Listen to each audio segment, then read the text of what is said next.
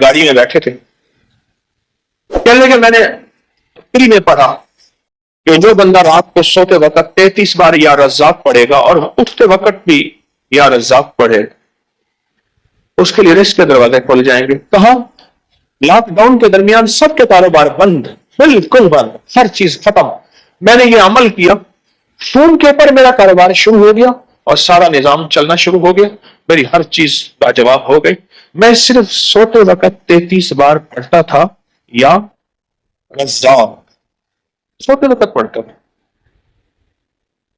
اور اٹھتے ہی فوراً، یعنی آنکھ کھلتے ہی فوراً 33 بار پڑھتا تھا یا رزاق۔ کام ہو گیا بہترین کہ ساری دنیا کے کاروبار بند ہیں، ساری دنیا کی روزی بند ہے، ہر جگہ راستے بند، ریلیں بند، گاڑیاں بند، ٹرک بند، جہاز بند، سب کچھ بند ہے، پر میرا رزق کھلا بھی ہوا ہے، چل بھی رہا ہے۔ صرف 33 بار سوتے وقت، کوئی وضو کچھ ہی شرط نہیں، یا رزاق پڑھ لیا، اور 33 بار یا رزاق پڑھنے میں میرے خیال میں کہ 1 منٹ بھی نہیں لگے گا، 1 منٹ بھی نہیں لگے۔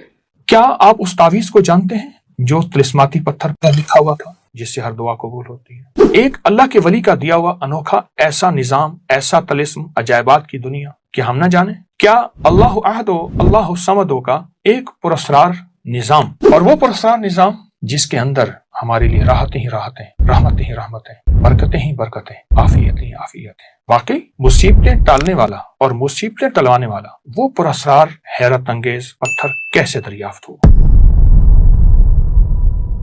بسم اللہ الرحمن الرحیم، السلام علیکم ورحمۃ اللہ وبرکاتہ۔ دنیا عجائبات سے بھری ہوئی ہے، زمین کے نیچے، زمین کے اوپر، آسمان وسطوں میں۔ یہ سائنس جتنی بھی ہے، ان سب نے ان طلسمات، عجائبات اور انوکھی انہونی دنیا کو دریافت کی ہے، اس کے نام تو سائنس ہے۔ لیکن سائنس وہاں نہیں پہنچی جہاں کائنات کے رازوں میں اللہ کے دوست پہنچے ہیں، اللہ کے مقرب بندے پہنچے ہیں۔ آج بھی یہ حقیقت ہے۔ آئیں آج ایک واقعہ بھی بیان کرتے ہیں، ایک عمل بھی اور ایک خوبصورت نظام بھی۔ عمارہ بن حزن رضی اللہ تعالیٰ عنہ فرماتے ہیں، ہماری قبیلے کی ایک جگہ تھی جس کو حرۃ الحدثان کہا جاتا تھا۔ رات کو وہاں آگ بھڑکتی تھی، دن میں دھواں نکلتا تھا۔ قبیلہ طی، جس کے حاتم طی تھے، اپنی اونٹنیوں کو اس آگ کی روشنی سے چلاتا تھا جو 7 راتوں کے فاصلے سے بھی دکھائی دیتی تھی۔ اتنی اونچی اور اتنی آگ تھی کہ 7 راتوں کے فاصلے سے بھی دکھائی دیتی تھی۔ اس دوران خالد بن سنان، ایک بہت بڑے اللہ کے نیک بندے، قبیلہ مریتا سے آئے اور کہا، اللہ نے مجھے حکم دیا ہے تمہارے لیے اس آگ کو بجھاؤں، ہر قبیلے سے ایک شخص میرے ساتھ آئے۔ ہم 10 آدمی ان کے ساتھ چلے، میں بھی ان میں تھا، وہ ہمیں ایک کنویں پر لے گئے۔ وہاں سے آگ کا ایک دہانہ نکلا، آگ ہم پر گھیرا ڈالنے لگی، ہم گویا ترازو کے پلڑے میں آ گئے۔ ہم نے پہلے لاٹھیوں سے، پھر جوتوں سے، پھر اماموں سے مارا، یہاں تک کہ سب کچھ جل گیا۔ ہم نے کہا، اے خالد، تم نے ہمیں ہلاک کر دیا؟ انہوں نے کہا، نہیں، یہ آگ حکم کے تابع ہے، میں بھی حکم پر ہوں۔ پھر وہ آگ پر عصا مارتے ہوئے کہنے لگے، ہر حق جو اللہ کے لیے ہے وہ ادا ہوا، میں اللہ کا بندہ اعلیٰ ہوں۔ ایک شخص تھا جو مذاق اڑانے والا تھا، کہتا تھا میں باہر نہیں نکلوں گا، دیکھو میں نکل آیا ہوں، اس طرح کی باتیں کرتا تھا۔ پھر انہوں نے ہمیں ایک جگہ لے جا کر کہا، کھودو۔ میں نے کھودا تو ایک پتھر نکلا جس پر کلمات لکھے تھے، اللہ احد، اللہ الصمد، لم یلد ولم یولد ولم یکن لہ کفوا احد۔ اس پتھر پہ لکھا تھا۔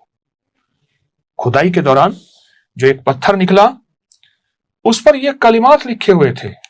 ہم نے اس پتھر کو اپنے پاس رکھا، جب بھی مصیبت میں اس کو سامنے رکھتے، مصیبت ٹل جاتی۔ بارش نہ ہوتی، اسے کپڑے سے ڈھانپ کر دعا کرتے، بارش ہو جاتی۔ خالد نے کہا، میری بیوی حاملہ ہے، اس کا ایک بیٹا ہوگا جس کا نام مرہ ہوگا، وہ سرخ گوشت کی مانند حسین ہوگا، اس کی موجودگی میں تم پر مصیبت نہیں آئے گی۔ پھر کہا، میں 7 دن میں فوت ہو جاؤں گا، مجھے اس ٹیلے میں دفن کرنا، 3 دن بعد میری قبر پر جانا۔ اگر تم ایک دمدار گدھا دیکھو جو ناک زمین پر رگڑ رہا تو قبر کھودنا، میں زندہ ہو جاؤں گا اور تمہیں قیامت تک کے حالات بتاؤں گا۔ لیکن جب وہ گدھا آیا لوگ قبر کھولنا چاہتے تھے، ان کی قوم نے روک دیا، ہمیں عرب رسوا کریں گے۔ پھر رسول اللہ صلی اللہ علیہ وسلم مبعوث ہوئے تو خالد کی بیٹی نبی علیہ السلام کے پاس آئیں کہ میں خالد بن سنان کی بیٹی ہوں۔ آپ نے چادر بچھائی، فرمایا یہ میرے بھائی کی بیٹی ہے، ایک نیک آدمی جسے اس کی قوم نے ضائع کر دیا، اس کی قوم نے ضائع کر دیا۔ بہت بڑا طاقتور عمل ہے، بہت حیرت انگیز عمل ہے۔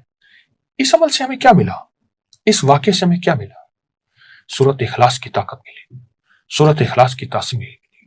بڑی مشقتوں کے بعد انہیں ایک پتھر ملا، بڑی محنتوں کے بعد انہیں ایک حیرت انگیز دنیا ملی۔ اس پتھر پہ سورۃ اخلاص لکھی ہوئی تھی، اس پتھر پہ آئیں۔ اس سورۃ اخلاص کا ایک عمل ہمارے پاس ہے اور بہت طاقتور پاس ہے۔ رسول اللہ صلی اللہ تعالی علیہ وسلم نے فرمایا، عمر رضی اللہ تعالی عنہ، عمر جو بندہ 10 بار سورۃ اخلاص پڑھتا ہے جنت میں اس کے لیے محل بنا دیا جاتا ہے۔ تو عرض کیا یا رسول اللہ صلی اللہ علیہ وسلم اگر کوئی 20 بار پڑھے؟ فرمایا 2 محل بن جائیں گے۔ اس طرح کرتے کرتے فرمایا یا رسول اللہ اگر کوئی 100 دفعہ پڑھے؟ فرمایا جنت میں 10 محل بن جائیں گے۔ آپ نے محسوس کیا اس پتھر کی تاثیر کو؟ آپ غور سے توجہ سے میری گفتگو کو سمجھیں، اس پتھر کی تاثیر کو، کہ اس پتھر کی تاثیر میں کیا چیز تھی ایسی، کیا عمل تھا ایسا؟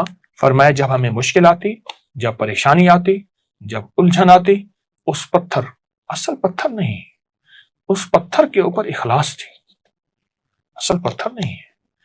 وہ بڑی تلاش کے بعد انہیں جو سورۃ اخلاص کا پتھر ملا، ان کی ہر مصیبت دور، ان کی ہر مشکل ختم، ان کی ہر ناکامی ختم، انہیں عزت دولت ملتی تھی، انہیں رزق صحت ملتا تھا، ان کی مشکلیں ٹلتی تھیں، ان پہ بارشیں ہوتی تھیں، ان سے بارشیں روکی جاتی تھیں جب چاہتے تھے۔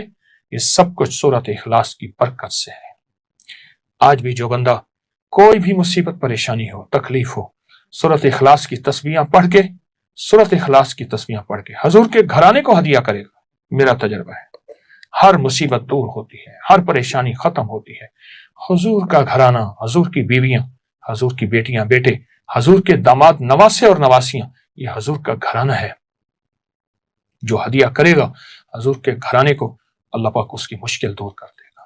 پتھر نہیں، پتھر پہ جو لفظ لکھے ہیں، جو بڑی محنتوں اور مشقتوں کے بعد ملے، وہ لفظ ہیں سورۃ اخلاص کے۔ آئیں اس کی قدردانی بڑھائیں، آئیں اس کی توجہ بڑھائیں اور سورۃ اخلاص میں ڈوب جائیں۔ انشاءاللہ سورۃ اخلاص دنیا کی ناکامی سے بھی بچائے گی اور آخرت کی الجھنوں دھکوں سے بھی بچائے گی۔ عمل کو کریں، نسلوں کو سکھائیں اور برکتیں ہمیشہ ہمیشہ کے لیے پائیں۔ جزاک اللہ۔ السلام علیکم ورحمۃ اللہ وبرکاتہ۔ اس ویڈیو کو لائک اور شیئر کریں، اب کریں یوٹیوب چینل کو سبسکرائب کریں اور روزانہ زیادہ سے زیادہ سبسکرائب کروائیں۔ آپ دوسروں کے لیے صدقہ جاریہ بنیں گے، اللہ پہلے آپ کے دکھ ڈالے گا۔ ہمارے نا محلے میں ایک درزی ہوتا تھا، بہت کاریگر تھا، اس کے بڑے شاگرد تھے۔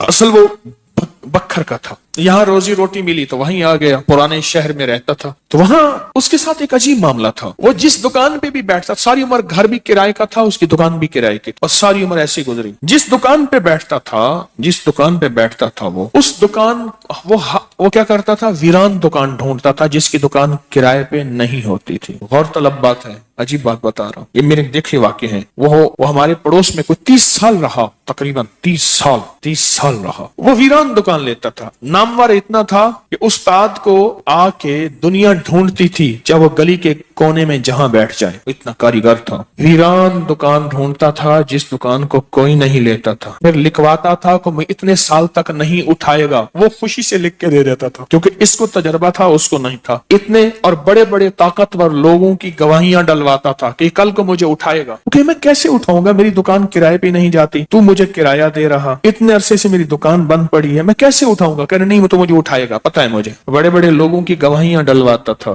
لکھواتا تھا، کرایہ دیتا رہوں گا، دیتا تھا۔ ادھر وہ کرایے پہ بیٹھتا تھا، چند دنوں کے پاس اس کے پاس لوگ آنا شروع ہو جاتے، یہ دکان دے۔ وہ اگر 20 روپے کرایہ دیتے، ہم 30 روپے دیتے ہیں، ہم 40 روپے دیتے ہیں، کوئی کہ ہم 50 روپے دیتے ہیں۔ अब उसका दिमाग बेचारे का तो वैसे हिला, चेतरल गया, दिमाग तो हिलना था। वो इसको आके कहता कि मुझे इतने लोग दे रहे हैं। मैंने कहा मैंने तुझे पहले कहा था लिखवा के दो। अच्छा, ये चंद बार हुआ। जिस दुकान पे भी बैठता था उस दुकान पे बैठते ही इसके साथ ये मामला शुरू हो जाता। अब ये राज किसी को पता नहीं था। ये राज है क्या इसका, इसके साथ क्या होता है, इसके साथ ऐसा क्यों होता है। उसने ना एक दफा ये राज एक बंदे को बताया, उसने मुझे बताया। बरह रास्त मैंने उससे बात नहीं हुई, लेकिन हमारा पड़ोसी था वो। एक बंदे को उसने राज बताया, हमारा एक रिश्तेदार था, उसको ये राज बताया और उसको कहा कि मेरे साथ ये राज है। उसने अब जो लफ्ज कहना, पहले मैं वो लफ्ज आपके सामने बयान करता हूँ। कहने लगा बख्त मेरे ऊपर पागल है और मुझे अखे बख्त मेरे ऊपर पागल है। मैं नहीं चाहता वाल में को आते विलड़ चिपक जाता है, चिपट जाता है, लिपट जाता है। मैं नहीं चाहता, आके फिर मुझे लिपट जाता है बख्त। अच्छा, जिसकी दुकान आने की होती है 100 आने की हो जाती है। अच्छा, इधर मैं दुकान छोड़ के जाता हूँ किसी और जगह पे, वो दुकान फिर आने की हो जाती है। फिर जहां मैं जाके बैठता हूँ फिर वो 100 आने की हो जाती है। फिर वो पीछे वाले मुझे आके बुलाते हैं, आपकी मेहरबानी आ जाओ, इससे कम किराया देना। था कोई ऐसा, क्योंकि हाथ का कारीगर बहुत कम होता है जो सर फिरा ना हो। हाथ का कारीगर, वो हाथ का जिस शोबे का हो। था कोई सर फिरा, कह रहा मैं नहीं जाता था दुकान पे, तुमने मुझे निकाला था। सारी जिंदगी उसने ऐसे गुजारी। अब ये बख्त कहां से मिला? अब बख्त को सुने। कहा मेरा बाप मजदूर था, मजदूरी करता था। बड़ा हुआ तो उसने मुझे दर्जियों के काम पे डाल दिया कि बेटा चलो छांव का काम है तो करता रहेगा। मैं तो धूप सर्दी गर्मी मजदूरियां करता रहा, दर्जियों का काम छांव का काम है तो करता रहेगा। और मेरे वालिद कहता था तुझे कोई ऐसा रईस मिल जाए जो अपनी देवड़ी में तुझे जगह दे। बाज रईस ऐसे होते हैं जिन्होंने मुस्तकिल दर्जी रखे हुए होते हैं, उनका हर वक्त कपड़े सिलते रहते हैं। कह रहे दुआएं देता था वालिद मुझे कोई रईस मिल जाए। क्या वालिद का हादसा हो गया, वालिद की टांग टूट गई। वालिद की बूढ़ी वालदा थी, मैं हम वालिद की खिदमत करते थे। वालिद दुआएं देता था, अनपढ़ था। किसी ने वालिद को अल्लाहुम्मा सल्ली अला मोहम्मद बता दिया, बस यही पढ़ता था और टूटी फूटी कुल हुवल्लाह पढ़ता था, बाकी कोई अब्बा को पता नहीं था। कहा मैं दर्जियों से पैसे थोड़े से लाता था, घर में फाके आना शुरू हो गए। थोड़े से पैसे मैं लाता था, अभी काम सीखा नहीं था, उस्ताद कभी कभार दे देता था और वालिद रोज लाता था। घर में सख्ती और तंगी आना शुरू हो गई, बहुत ज्यादा गुर्बत, तंगदस्ती। हमारी एक फूफी थी, कहीं दूर रहती थी, बहुत बूढ़ी थी, वालिद से भी बड़ी थी। वो आके हमारे घर उसने कयाम कर लिया कि तुम्हारे वालिद की खिदमत करूंगी। उसके बेटे उसे ठोकरें मारते थे और उसकी इज्जत नहीं करते थे। वो फिर घर आ गई। अब मेरी माँ मुझे देखे, मैं अपने देखूं। माँ ने कहा बेटा आ गई है, इसकी भी खिदमत साथ करनी है। अब फूफी ने, एक फूफी बूढ़ी अब्बे से बड़ी, एक वालिद माजूर, बूढ़ी वालदा और बहुत सारे बहन भाई।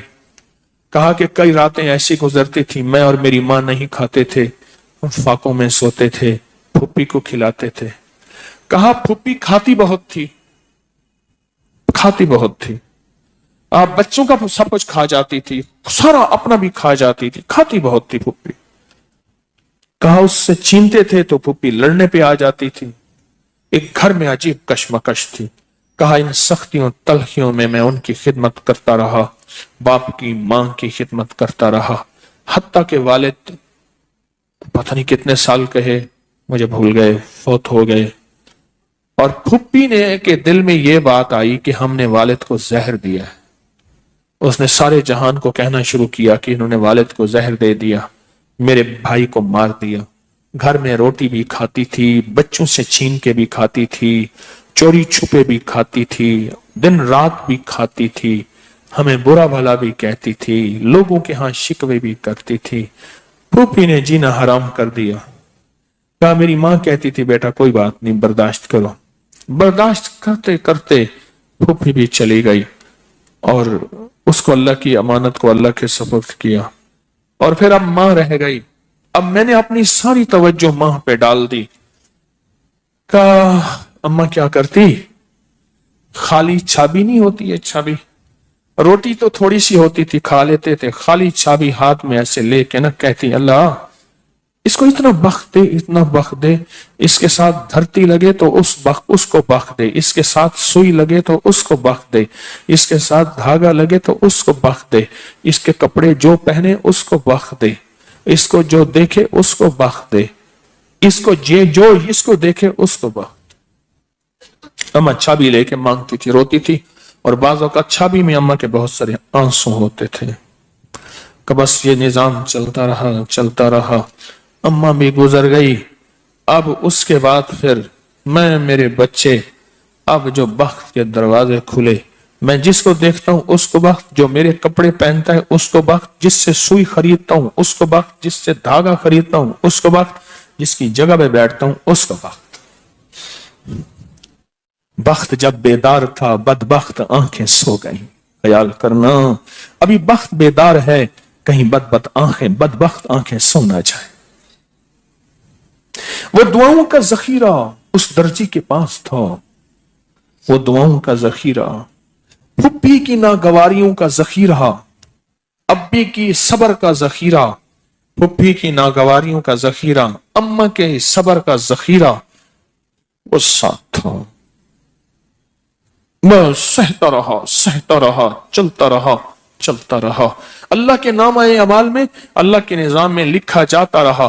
को तुझे कोई दुआएं दे नहीं रहा, ना दे, मेरे निजाम में तू उन लोगों में है जिनके साथ दुआएं मिलती हैं, जिनके साथ दुआएं लगती हैं, जिनके साथ दुआएं लिपट जाती हैं, तो उन लोगों में। हमें दुआओं का जखीरा चाहिए, हमें दुआएं चाहिए किसी की, हम किसी की दुआओं में आ जाएं। मेरे हजरत फरमाते थे, नजरें बद लगती है ना, खा जाती है, इस तरह अच्छी नजर भी लगती है। तुझे किसी अल्लाह वाले की अच्छी नजर लग जाए, तुझे मुर्शिद की अच्छी नजर लग जाए, तुझे माँ बाप किसी दुर्वेश की अच्छी नजर लग जाए, और नजर तेरा काम बना देगी। जिस तरह बुरी नजर खा जाती है, बर्बाद कर देती है, इस तरह अच्छी नजर आबाद और शाद कर देती है, बा मुराद कर देती है।